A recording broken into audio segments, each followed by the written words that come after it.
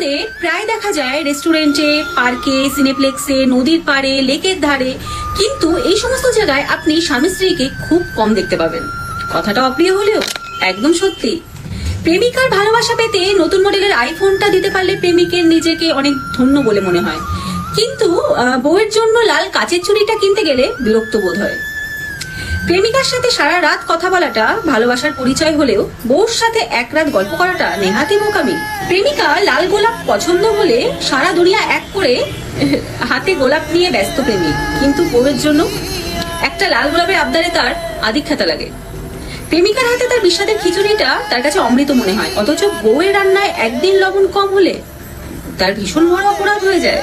প্রেমিকার জন্মদিনে মাথায় শুধু তার সারপ্রাইজ দেওয়া চিন্তা ভাবনা ঘোরে, আর স্ত্রী বেলায় হিসেবটা শুধু পাওনার দুয়ারে গিয়ে ঠেকে যায়। কথাটা হয়তো গায়ে লাগলো, কিন্তু অপ্রিয় হলেও কথাগুলো একদম সত্যি।